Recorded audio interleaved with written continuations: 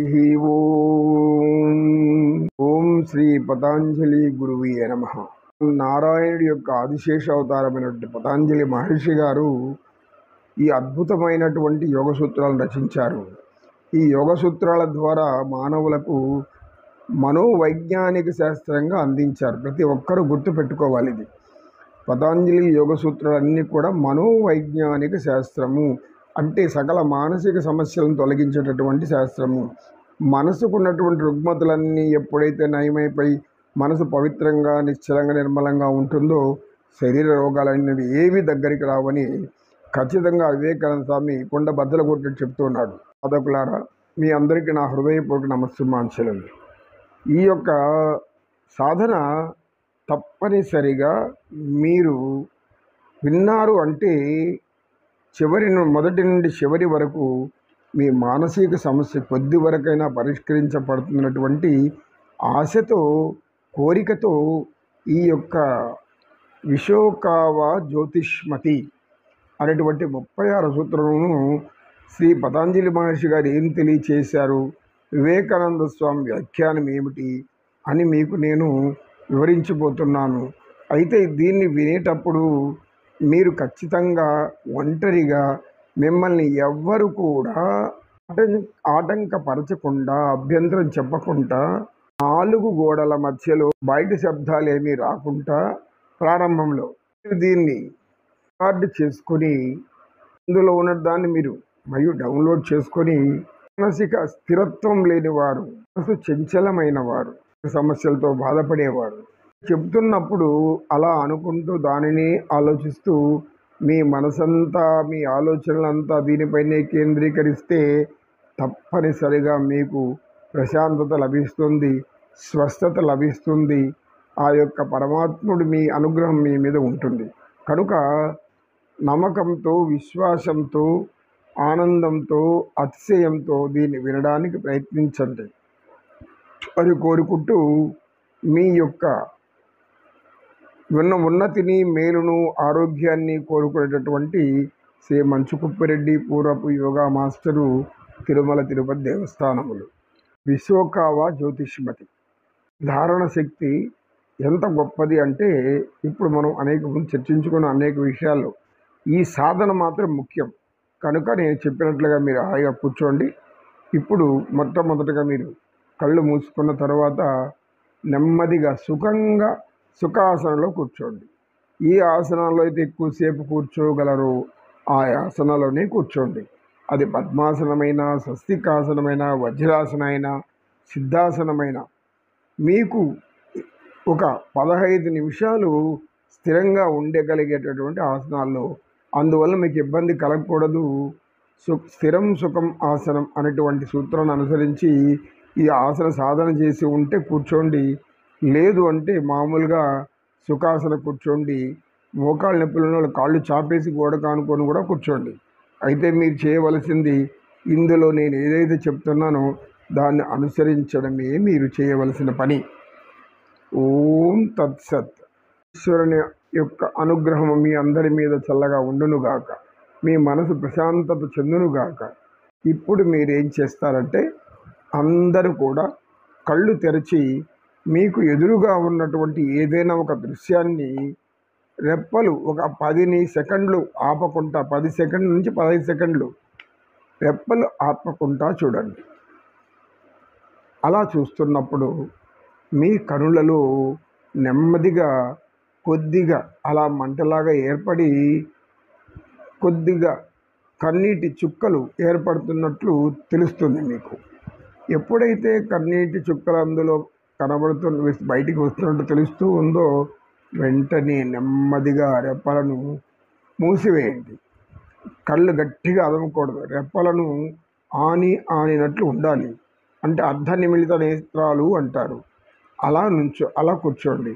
అలా మీ కనులు ఉంచండి. మీ ముఖంలో చిరునవ్వు కనబడుతున్నట్లు మీరు అలా భావించండి. దుఃఖము, బాధ అనేది ముందుకు రాకూడదు. చిరునవ్వు మాత్రమే మనకు ఉండాల్సినటువంటి స్థితి. ఆ స్థితిలో కూర్చున్న తర్వాత మీ యొక్క శరీరాన్ని గురించి మొదట ఆలోచించండి. మొదట పాదాల నుంచి ప్రారంభించి పాదాలు ఆరోగ్య స్థితిని పొందుతున్నాయి అనుకోండి. ఆ తర్వాత మెల్లమెల్లగా శరీర భాగమంతా కూడా చివరకు హృదయం చాలా శక్తివంతంగా, ప్రశాంతంగా, విశ్రాంతిగా ఉంది అనుకోండి. ఆ తర్వాత నెమ్మదిగా ఇప్పుడు మనము వెన్నెముక గురించి ఆలోచించండి. వెన్నెముక చక్కగా ఆరోగ్యంగా ఉన్నంతకాలం మనకు ఎటువంటి శ్రమనైనా చేయగలం కనుక వెన్నెముక చివరి భాగమున మనసు ఉంచండి. వెన్నెముక చివరి భాగమున ఒక దివ్య కాంతి మీ యొక్క యోగ సాధనతో ప్రవేశిస్తుంది. అది ఎలా చేయాలో ఇప్పుడు గమనించండి. మొట్టమొదట నెమ్మదిగా శ్వాస తీసుకుంటూ విడిచిపెడుతూ ఉండండి. ఒక 10 అంకెలు లెక్క పెడతాను, అంతవరకు మీరు శ్వాస తీసుకుంటూ విడిచిపెడుతూనే ఉండండి. చల్లగా తీసుకొని చాలా మెల్లగా విడిచిపెట్టాలి. తీసుకునేది మెల్లగా ఉండాలి, విడిచిపెట్టేది కూడా మెల్లగానే ఉండాలి. అలా విడిచిపెడుతున్నప్పుడు కొంతసేపటికి తీసుకుంటున్నప్పుడు మీ కంఠం దగ్గర, అంటే స్వరపేటిక దగ్గర, అక్కడ నుంచి శ్వాసకోశాలకు వెళ్ళిపోతుంది. ఆ యొక్క స్వరపేటికి దగ్గర చల్లగా తగులుతున్న అనిపిస్తుంది. ఆ చల్లదనాన్ని గమనించి చాలా హాయిగా ఉంది, చాలా ప్రశాంతంగా ఉంది అనుకుంటూ రండి. ఆ తర్వాత మీరు విడిచిపెడుతున్నప్పుడు మీ ముక్కు చివరి భాగాన కొద్దిగా వెచ్చగా అనిపిస్తుంది. ఆ వెచ్చదనాన్ని గమనించండి. ఆ తర్వాత ఇప్పుడు ఏం చేస్తారంటే నెమ్మదిగా శ్వాస తీసుకొని నెమ్మదిగా విడిచిపెట్టండి. ఈ నెమ్మదిగా తీసుకుంటూ నెమ్మదిగా విడిచిపెడుతూ శ్వాసను గమనించాలి. ఆ తర్వాత మీ యొక్క ఆలోచనలు కూడా శ్వాస మీద ఉంచిన తర్వాత అవి శ్వాసకోశాలలో ఎలా వెళ్తున్నాయి, ఎలా మరలా బయటకు వస్తూ ఉంది, శ్వాసకోశాలు ఏ విధంగా స్పందిస్తున్నాయి, తీసుకున్నప్పుడు, వెళుతున్నప్పుడు, విడిచిపెట్టినప్పుడు ఎలా స్పందిస్తున్నాయి, ఈ యొక్క ఈ శ్వాస విధానాన్ని, శ్వాస యొక్క సాధన క్రమం, ఈ క్రమరీతిని బాగా గమనించండి, ఆనందించండి. విడిచిపెడుతున్నప్పుడు మీలో ఉన్నటువంటి బాధలు, సమస్యలు, అనారోగ్యమన్నీ వెళ్ళిపోతున్నట్లు భావించండి. ఇలా కొద్దిసేపు నేను 10 లెక్క పెట్టేటట్టు వరకు ఇలాంటిదే భావిస్తూ ఉండండి. 1, 2,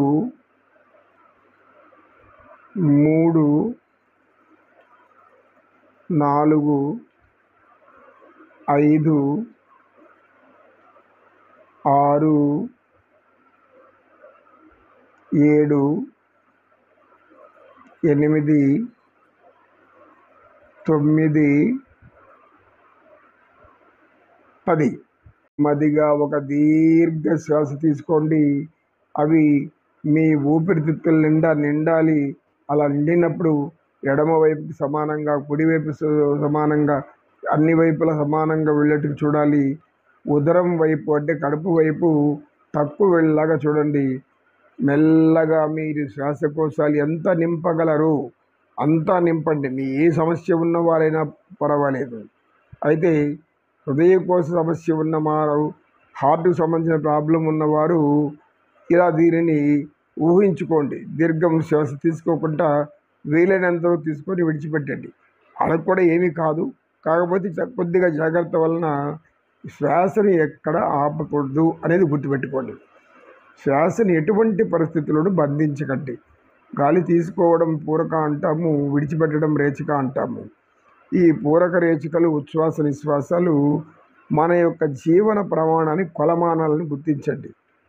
మనం నిత్య జీవితంలో సరైన శ్వాస తీసుకోలేకపోవడమే అనేక అనారోగ్య సమస్యలకు కారణమని యోగశాస్త్రం చెబుతుంది. అందుకే ప్రాణాయామ సాధన. ఇప్పుడు మనం ధారణ స్థితిలో ఉన్నాం. పతంజలి గారు ఏం తెలియజేస్తున్నారో మీకు చెప్తున్నాను. నెమ్మదిగా తీసుకొని నెమ్మదిగా విడిచిపెట్టాక మరలా ఒక దీర్ఘ శ్వాస తీసుకోండి. బాగా శ్వాసకోశాలు నిండాలి. నింపిన తర్వాత వెంటనే అంతే నెమ్మదిగా విడిచిపెట్టండి. అంతే నెమ్మదిగా విడిచిపెట్టి మీ మనసులో ఎటువంటి ప్రభావం కలుగుతుందో గమనించండి.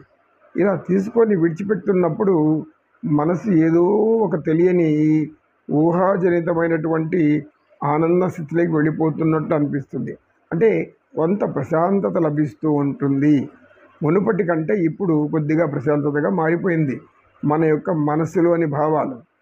ఈ మనసులోని భావాలంతా ఇప్పుడు వర్తమానంలోనే ఉంది.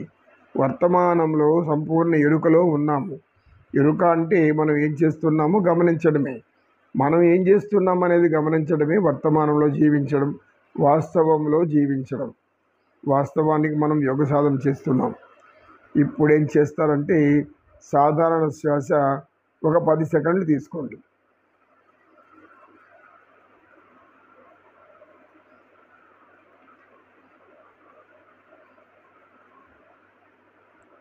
ఇప్పుడు మరలా ఒక 3 మార్లు దీర్ఘ శ్వాస తీసుకోండి. బాగా నింపండి. స్పీడ్గా తొందరగా తీసుకోకూడదు. చాలా నెమ్మదిగా మనం బెలూన్లోకి ఎలా గాలి నింపుతామో అలానే కొద్ది కొద్దిగా నింపుతూ దీర్ఘ శ్వాస తీసుకోండి. దీర్ఘ శ్వాస తీసుకున్న తర్వాత శ్వాసకోశాలు పూర్తిగా నిండినాయి అని అంతవరకు బాగా టైట్గా గాలి తీసుకోండి. తీసుకున్న తర్వాత అంతే నెమ్మదిగా కొద్ది కొద్దిగా విడిచిపెట్టండి. తర్వాత రెండో శ్వాస, ఇది కూడా అలాగే తీసుకోండి. వీలైనంత వరకు బాగా తీసుకొని శ్వాసకోశాలు నింపి నెమ్మదిగా విడిచిపెట్టండి. చాలా నెమ్మదిగా విడిచిపెట్టండి. ఇలా తీసుకొని విడిచిపెడుతున్నప్పుడు ఎలా తీసుకుంటున్నాం, ఎలా విడిచిపెడుతున్నాం అనేది గమనించండి. ఇక్కడ మీరు గమనించవలసింది ఏమంటే దీర్ఘశ్వాస అన్నప్పుడు ఎంత అయితే వాయువుని మనం ఊపిరితిత్తుల్లోకి వెళ్ళనిస్తున్నామో పూర్తిగా అంతా బయటికి రావాలి. ఊపిరితిత్తులో ఒక రవ్వ కూడా ఆగిపోయే పరిస్థితి ఉండకూడదు. దీనిని దీర్ఘశ్వాస లేక డీప్ బ్రీతింగ్ అంటారు. డీప్ బ్రీతింగ్ అంటే మనం ఎంత తీసుకున్నామో అంత పూర్తిగా విడిచిపెట్టడం. ఇలా 3 మార్లు దీర్ఘశ్వాస తీసుకున్నాక ఇప్పుడు ఇంకొంచెం తేలికగా అవుతుంది మనసు చాలా తేలిగ్గా మారిపోతుంటుంది. దాన్ని గమనించండి. అదేవిధంగా మీ శ్వాసను కూడా గమనించండి. మనసు ఇప్పుడు చాలా తేలికగా అయిపోయింది, నిర్మలంగా అయిపోతుంది, నిశ్చల స్థితిలోకి వెళ్ళిపోయింది. ఎక్కడున్నారో ఏదో చేస్తున్నారో కూడా మీకు తెలియని స్థితి ఏర్పడింది. అసలు మీ శరీరం అనేది ఉందా అనే స్థితి ఉండదు. మనం శ్వాసే అనే భావనలోకి వెళ్ళిపోతున్నారు.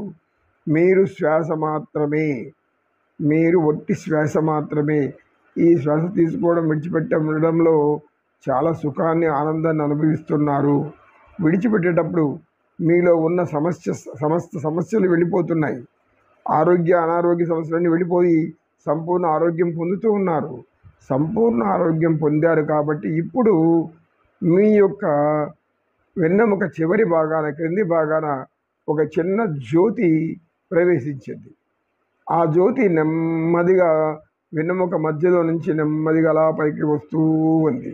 అక్కడ అది మూలాధార చక్ర అనుకున్నాము. మూలాధార చక్ర నిద్రిస్తున్నటువంటి మహా అగ్నిజ్వాల స్వరూపమైనటువంటి ఆ జ్యోతి స్వరూపము ఒక సాధారణ జ్యోతి దీపంలాగా మెల్లగా పైకి వస్తుంది. ఆ తర్వాత నాభికి మరియు మూలాధారకు మధ్యలో మరి ఒక చక్ర ఉంది. దానిని స్వాదిష్టాన చక్ర అంటారు. అక్కడ నుంచి ఆ జ్యోతి ఇంకొంచెం ప్రకాశవంతమై ఉదరం దగ్గరికి వచ్చింది. దీనిని మణిపూరక చక్ర అంటారు. ఈ మణిపూరక చక్ర దగ్గర ఆ దివ్య జ్యోతి ఇంకొంచెం ప్రశాంతత ఉంది. ఆ తర్వాత నెమ్మదిగా ప్రయాణించి ఆ జ్యోతి మీ హృదయ భాగానికి వచ్చింది. అక్కడ అనాహత చక్రాన్ని చక్రం ఉంటుంది. ఈ అనాహత చక్రం అద్భుతంగా తిరుగుతూ ఉంది. అందులో జ్యోతి ఇంకొంచెం ఎక్కువ ప్రకాశవంతంగా మారిపోయింది. కంఠం దగ్గరికి వచ్చింది. దీనిని ఆజ్ఞాచక్ర అంటాము. అక్కడ ఆజ్ఞాచక్ర దగ్గర ఈ యొక్క జ్యోతి ఇంకొంచెం శక్తిని పొంది దీన్ని విశుద్ధ చక్ర అంటాము. ఈ విశుద్ధ చక్ర దగ్గర కొంచెం శక్తిని పొంది మళ్ళా భ్రూమధ్యం దగ్గర నిలిచింది. ఇప్పుడు భ్రూమధ్యం దగ్గర దృష్టి నిలపండి. ఈ భ్రూమధ్యం అంటే 2 కళ్ళకు మధ్యలో ఉన్న భాగాన్ని భ్రూకటి అంటారు. ఇక్కడ ఆజ్ఞాచక్ర ఉంటుంది. ఈ ఆజ్ఞాచక్ర భాగాన్ని మనం అక్కడ వెలుగుతున్న జ్యోతిని మన పాలభాగంలో నిలుపుకోండి. పాలభాగంలో నిలుపుకొని అంటే నుదిటి భాగంలో నిలుపుకొని అక్కడ దివ్య జ్యోతి ప్రకాశిస్తున్నట్టు ఊహించండి. అక్కడ వెలుగుతున్న దివ్య జ్యోతి ఇప్పుడు ఏమైందంటే అనేక కమలాలతో వికసించి అది తిరగబడింది. అంటే ఆ యొక్క కమలాల యొక్క రేకులు క్రిందికి వైపుకుంది, కాడ పై వైపుకుంది. అది మళ్ళా కిందికి నెమ్మదిగా దిగడం ప్రారంభిస్తూ ఉంది. ఆ దివ్య జ్యోతి ఒక జ్యోతిస్వరూపమైనటువంటి కమలము అనేక రేకులు విచ్చుకొని ఆ విచ్చుకున్న రేకులన్నీ కూడా మరల తలక్రిందులుగా మారి కాడపై భాగాన రేకుల కిందికి మారి మళ్ళీ మీ యొక్క హృదయంలోకి ప్రవేశించింది. అక్కడ మన హృదయంలో ఏముంటుందో మనకు తెలుసు, గుండెలో రక్తం ఉంటుంది. కానీ ఇప్పుడు మీ రక్తం అంతా కూడా ఒక అద్భుతమైనటువంటి దివ్య జ్యోతితో వెలుగుతోంది. ఆ రక్తమే నూనెగా మారిపోయింది. ఆ దివ్యమైన నూనె, ఆ యొక్క దీపం, ఈ జ్యోతి వచ్చి అక్కడ నిలిచి హృదయాన్ని ఒక దీపంగా మార్చేసింది. అందులో ఉన్న రక్తము నూనెలాగా ఏర్పడింది. ఈ ఒత్తి లాంటి ఈ జ్యోతి అందులో చేరి అతి ప్రకాశవంతమైన వెలుగుతో చిమ్ముతూ ఉంది. అది దానిని దివ్య జ్యోతి అంటారు. అంటే పరమాత్మని గురించి మనం ఇదివరకే తెలుసుకున్నాం. పరమాత్ముడు జ్యోతిస్వరూపుడు. ఆయన సృష్టి అంతా ప్రకాశిస్తున్నటువంటి ఒక దివ్య జ్యోతిస్వరూపుడు. ఎప్పుడైతే మీ హృదయంలోకి ఆ జ్యోతి ప్రవేశించిందో, జ్యోతి వెలుగుతుందో, మీ యొక్క ఆలోచనలను ఆ జ్యోతి మీద కేంద్రీకరించండి. ఇప్పుడు ఏమవుతుంది అంటే, ఆ జ్యోతి మీరు ఎప్పుడైతే మీ ఆలోచనల సర్వస్వాన్ని ఒక అద్భుతమైన దివ్యమైన ప్రకాశవంతమైనటువంటి జ్యోతిగా మారి అనేక మణులతో, రత్నాలతో, వజ్ర వైడూర్యాలతో అలాంటి మెరుపులు మెరుస్తూ కాంతివంతంగా ఉంది. ఇప్పుడు అక్కడ అది నెమ్మదిగా మరలా కాడభాగం క్రిందికి వెళ్ళి పుష్పము పైకి తిరిగింది. అంటే రేకులన్నీ కూడా ఇప్పుడు పైకి వికసించి ఉన్నాయి. అద్భుతమైన సంఘటన ఇది. హృదయం దగ్గర ఉన్నటువంటి కమలం ఆ యొక్క ఆజ్ఞాచక్రం నుంచి మరలా క్రిందికి వచ్చి హృదయంలో అనాహత చక్ర దగ్గర హృదయంలోకి వెళ్ళిపోయి రక్తాన్ని నూనెగా తీసుకొని గుండెను, హృదయాన్ని ప్రమిదిగా చేసి ఈ యొక్క జ్యోతి అందులో వెలుగుతూ ఉంది. ఆ వెలుగులో దివ్యమైనటువంటి మీ అంతరాత్మ కనబడుతూ ఉంది. అంతరాత్మ స్వరూపం ఎలా కనబడుతుందంటే, ఇప్పుడు మీరు చూస్తున్నంత ప్రకాశానికంటే కోటి రెట్లు ప్రకాశవంతంతో ఏమీ తెలియని స్థితి, అద్భుతమైన వెలుగు. చుట్టుపక్కల అంతా కూడా ఎక్కడ చీకటి అనేది ఒక రవ్వ కూడా లేదు. అంతా వెలుగుతో నిండిపోయి ఉంది. ఈ వెలుగులో మీకు వెలుగు తప్పితే ఇంకా ఏమీ కనబడటం లేదు. ఆ దివ్యమైన వెలుగు 1000 కమలాలతో వికసించినటువంటి ఆ యొక్క 1000 రేకులతో వికసించినటువంటి ఆ కమలము అందులో వెలుగుతున్న ఈ దివ్య జ్యోతికి, ఆ యొక్క ప్రకాశవంతానికి అంతా కూడా చుట్టుపక్కల అంతా ఎంత దూరం ఉందో అంత దూరం ఊహించలేకపోతున్నారు. విశ్వమంతా వ్యాపించి ఉన్నట్లు అనిపిస్తూ ఉంది. ఈ విశ్వరూప సందర్శనం చాలా అద్భుతంగా ఉంది. ఎందుకంటే భగవంతుడు జ్యోతిస్వరూపుడు.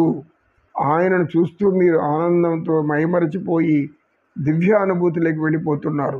ఒక దివ్య లోకంలోకి వెళ్ళిపోతున్నారు. ఇప్పుడు ఆ కమలం అక్కడ నుంచి హృదయం అనే ప్రమిద మీద రక్తమైనటువంటి నూనెలో వెలుగుతున్న ఈ దివ్య జ్యోతి కమలం నెమ్మదిగా మరల విశుద్ధాచక్ర కంఠం దగ్గర నుంచి ఆజ్ఞాచక్ర బ్రోకటి మధ్య నుంచి మరలా ప్రయాణమయ్యి శిరస్సు మధ్య భాగాన చేరుకుంది. అంటే కపాలానికి పై భాగమున బ్రహ్మరంధ్రం ఉంది. ఆ బ్రహ్మరంధ్రం నుంచి నేరుగా పైకి వెళ్ళి ఇప్పుడు శిరస్సు మీద స్థిరమైపోయింది. శిరస్సు మీద స్థిరమైపోయినటువంటి ఆ జ్యోతి 1000 కమలాలతో, 1000 కమలాలు ఎలా ఉన్నాయి మనకు నవరత్నాలే తెలుసు. అక్కడ 1000 రత్నాలు ఉన్నాయి. ఒక్కొక్క రేకు ఒక్కొక్క రత్నంలా ప్రకాశిస్తూ ఉంది. కోటి వెలుగుల కాంతిని చిమ్ముతూ ఉంది. కోటి సూర్యప్రకాశవంతంగా వెలుగుతూ ఉంది. ఆ వెలుగు చుట్టూ అనేకమైనటువంటి గ్రహాలు, నక్షత్రాలు అన్నీ తిరుగుతూ ఉంది. వాటిని ఈ వెలుగు ఆకర్షిస్తూ ఉంది. అది చూస్తున్న మీకు ఎక్కడ లేని ఆనందం, మహా ఆనందం, మహా సంతోషం. అద్భుతంగా ఉంది ఈ దృశ్యం. ఎందుకంటే ఇది వరకు కమలాన్ని చూస్తే మనకు మామూలు రేకులు కనబడేవి, తెల్లని రేకులు. కానీ ఇప్పుడు ఆ తెల్లని రేకుల మధ్యలో వజ్ర వైఢూర్య మణికథ మాణిక్య పగడ ముత్యం లాంటి అనేక రత్నాలతో పాటు ఇంకా అద్భుతమైన రత్నాలు మనం ఇదివరకు చూడలేదు. అనేక రంగురంగుల కాంతితో వెలుగుతున్న ఇంద్రధనుస్సు లాంటి వెలుగులు చిమ్ముతూ ఆ యొక్క కమలం వికసించి ప్రకాశిస్తూ ఉంది. ఆ ప్రకాశంలో మధ్యలో నుంచి ఒక చిన్న మొగ్గ ఆకారంలో పైకి వచ్చింది. ఆ మొగ్గ కూడా విచ్చుకుంది. ఆ మొగ్గ మధ్యలో ఇప్పుడు మరో అద్భుతమైన ప్రకాశవంతమైనటువంటి కాషాయ రంగులో వెలుగుతున్నటువంటి ఒక జ్యోతి కనబడుతుంది. ఇదివరకు తెల్లని రంగులో ప్రకాశిస్తున్నటువంటి ఆ దివ్య జ్యోతి ఇప్పుడు కాషాయ రంగులోకి మారిపోయింది. ఆ కాషాయ రంగులో ఇప్పుడు మీరేం చేస్తున్నారంటే, ఆ మొగ్గ వికసిస్తున్నప్పుడు మహా అద్భుతం జరుగుతూ ఉంది. ఈ అద్భుతాన్ని బాగా గమనించండి, పరిశీలించండి. ఆ అద్భుతం ఏమిటంటే, మీకు ఇష్టమైన దేవతారూపం అందులో నిలబడి ఉంది. మీకు ఇష్టమైన దేవతారూపం మొదట శిరసు భాగం నవరత్నాలు ధరించినటువంటి, ఆభరణాలు ధరించినటువంటి శ్రీ మహావిష్ణువు కావచ్చు, లేదా చతుర్ముఖ బ్రహ్మ కావచ్చు, లేదా ఈశ్వరుడు కావచ్చు. ఎవరో ఒకరు అక్కడ మీకు ఇష్టమైన దైవం అని చెప్పాను. మీకు ఇష్టమైనటువంటి దైవాన్ని, అంటే మీరు సర్వదా ప్రేమిస్తూ పూజిస్తూ మనసులో ఆరాధిస్తున్న దైవం, ఆ దైవమే ఉండాలి. దైవం తప్పితే మానవ ఆకారాలు ఏవి రాకూడదు. అక్కడ కనబడాల్సింది మనకు దేవతామూర్తి మాత్రమే.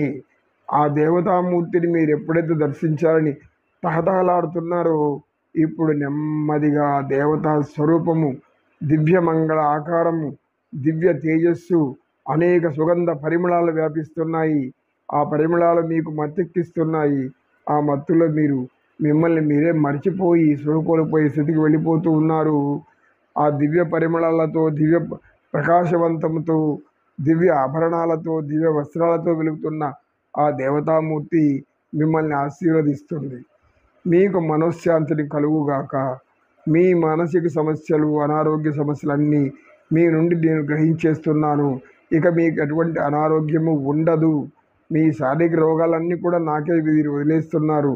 మీరు ఈ స్థితికి వచ్చారు కనుక, ఇటువంటి ధారణ స్థితిలో మీరు నన్ను దర్శించారు కనుక, అభయహస్తం నుంచి అనేక రంగుల వెలుగు కిరణాలు ప్రకాశవంతంగా వచ్చి మీ మీద పడుతూ ఉంది.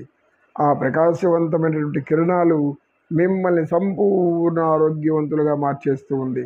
సంపూర్ణ ఆరోగ్యవంతులుగా మార్చేస్తూ ఉంది. ఆ మార్పు మీలో స్పష్టంగా కనబడుతుంది. ఎక్కడ లేని ఆత్మస్థైర్యం, విశ్వాసం, ధైర్యం, జీవించాలి, ఎలాగైనా జీవించాలి అనేటువంటి ఆశ పెరిగిపోతూ ఉంది. జీవన విధానంలో అనేక అనుభూతులు చెందాలి, ఇంకా అనేక విధాలైనటువంటి అనుభవాలు రావాలి. ఈ యొక్క అద్భుతమైన జ్యోతిస్వరూపం నన్ను సంపూర్ణ ఆరోగ్యవంతునిగా మార్చడమే కాకుండా సంపూర్ణ జ్ఞానవంతులుగా కూడా మారుస్తూ ఉంది. మీకు ఎక్కడ లేని అనంత జ్ఞానం అక్కడి నుంచి పుట్టుకొస్తూ ఉంది. ఆ జ్ఞానమంతా మీలో ప్రవేశిస్తూ ఉంది. ఈ ఆనందాన్ని, ఈ అద్భుతాన్ని మీరు శరీరం మరచిపోయి మీరు ఆనందంలో లయమైపోతున్నారు, అంటే లీనమైపోతున్నారు.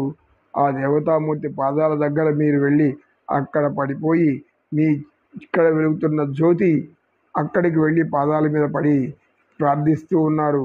ఆ దివ్య ప్రకాశవంతమైన ఆ దేవతామూర్తి మీ యొక్క తల మీద చేతి ఉంచి మిమ్మల్ని ఆశీర్వదిస్తూ సంపూర్ణ ఆరోగ్యవంతులుగా గురుగాక. అకాల మృత్యుహరణం, సర్వవ్యాధి నివారణం, సర్వ భయదోష నివారణం, సర్వ దుష్టపీడ నివాసనం, పీడ వినాశనం, సర్వశక్తి రూపవంతులుగా మార్చబడుతున్నారు మీరు. ఇప్పటి నుంచి ధైర్యమే మీలో భయం అనేది మచ్చుకైనా ఉండదు. మీరు శక్తివంతమైన ఆరోగ్యవంతులుగా మారిపోతున్నారు అని ఆ దేవత ఆశీర్వదిస్తూ ఉంది. ఆ చేయి తగలగానే శరీరం అంతా పులకించిపోయి మీ జ్యోతి స్వరూపంలో మీరు దివ్యానుభూతి చెందుతూ ఉన్నారు. అలా ఒక్క నిమిషం మీరు అనుభవించండి ఆ ఆనందాన్ని. ఆత్మానందం, పరమానందం, అదే ధారణానుబంధం.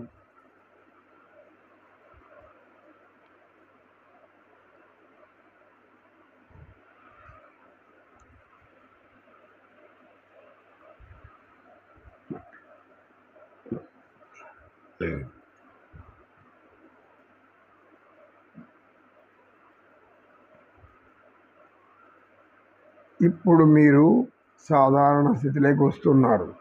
సాధారణ స్థితిలోకి మరలా వస్తున్నారు. సాధారణ స్థితిలోకి వస్తున్నారు.